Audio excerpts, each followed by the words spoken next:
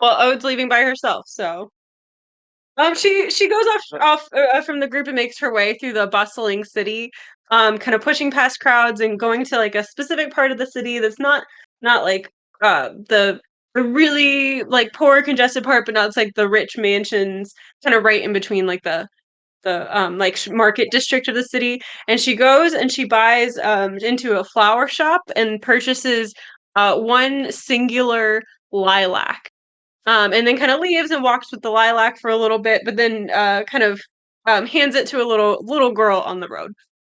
All right. Um, and so then after that, checks the time.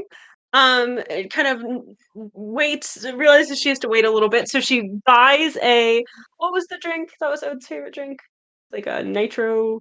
It's like a coffee with something in it. It was like a Coffee with Like yak cold butter. foam. it was Oh. a whole stick of butter.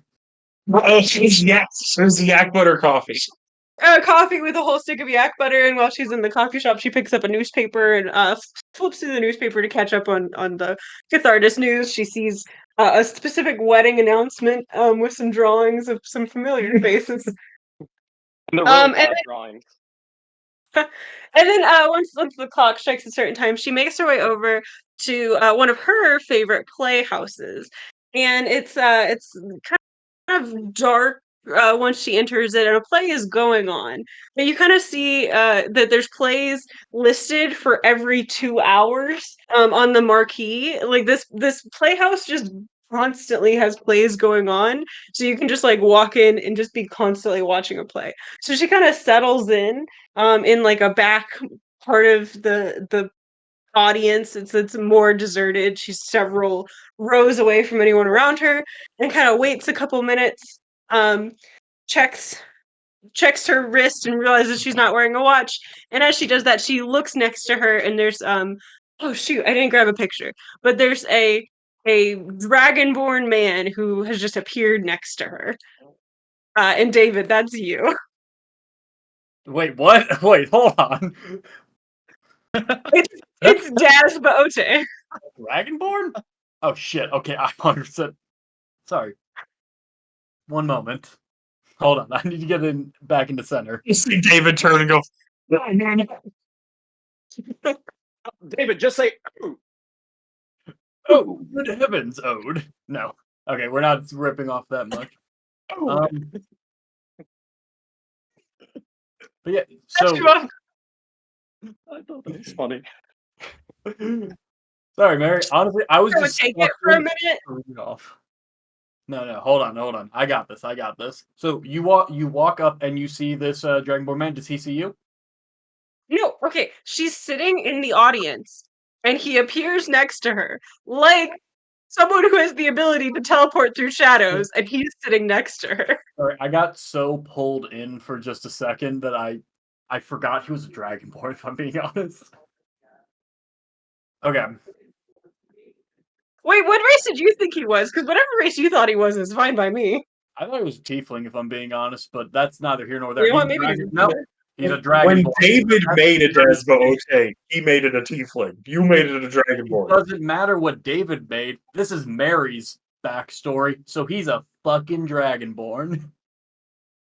But you see something appear in almost a wisp of smoke Oh,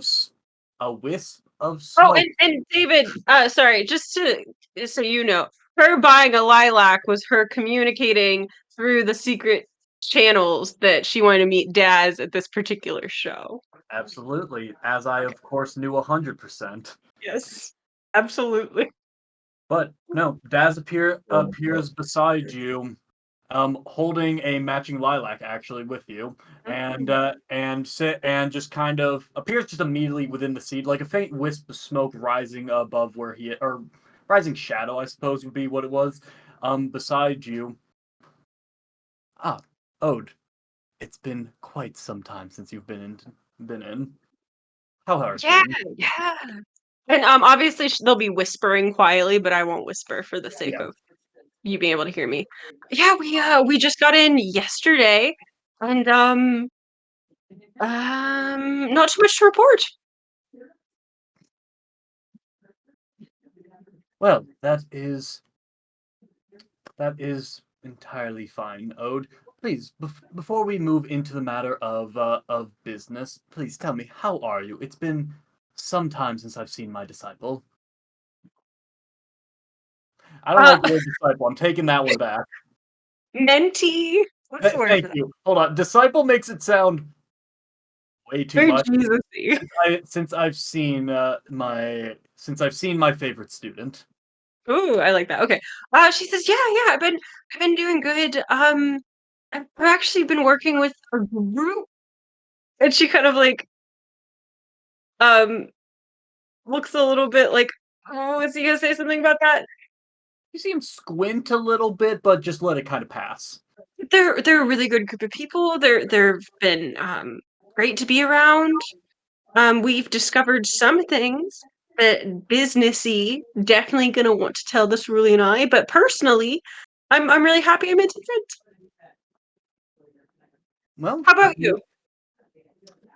if you trust their character, then I'm inclined to trust to trust your opinion of them. Perhaps we'll meet sometime. But as for the city, not much. On a business sense, we'll leave that for a bit of time. But on a personal level, things have been relatively quiet. And he kind of just he starts telling you just like, oh yeah, generally Cathartis, the chapter, has been doing fine. Not a whole lot to report. Cathartis is, unlike apparently everywhere else in the world, been a relatively stable city. Safe Hasn't haven. what? Safe haven, Oh yeah, almost. yeah. It hasn't had revolts. It hasn't had war force. It hasn't had illithids, storms, an inquisition. It's just been a functional city for the most part. But goes on and just tells you like, oh, some of your different classmates that you knew, just some of them are doing better, some doing worse, some have been reassigned to different chapters, things of that general nature, just kind of like that kind of half business, half personal talk of just here's people you knew who you went to school with and things like that. Perfect. So I think they'll chat like that for a minute, and then Ode will eventually say, "So, I guess more businessy. I do have some stuff I need to drop off. I also that group of people I was traveling with, we have some threats I think that the Cerulean Eye should know about, and also I just kind of would like to show them our archives and show them like what it is that I information that I've been collecting. So I just kind of need official permission to bring them in and all that sort of stuff. So I was hoping you could kind of pass that up the channels. Absolutely. I will. Are these individuals trustworthy, Ode? Oh yeah.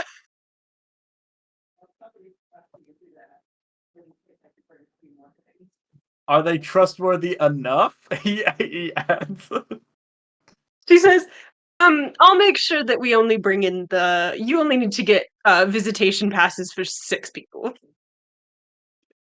Then I will pass along the appropriate channels, of course. All right, well, you just give me the signal when we're good to come into the Cerulean Eye, and I'll see you then. And then she kind of looks at him and she says, "Oh, and you'll be proud of this one." And she kind of wriggles her shoulders, and then she dark teleports away. Oh fuck yes, hell yeah, bro! As you teleport away, you hear for just a moment like a very like shallow like a little gasp. I don't know if that picked up on the microphone of like, and then just Yeah. a single like clap, followed immediately by a one of the people next to him, and then he immediately teleports away as well. Yeah, cool. That was my scene. That was what I'd spent time thinking about. Hell yeah. I was saying to Eric as I was telling him I wanted to describe that. Sometimes D&D is role playing with your friends, and occasionally, every once in a while, D&D is making your friends listen to a story that you wanted to describe.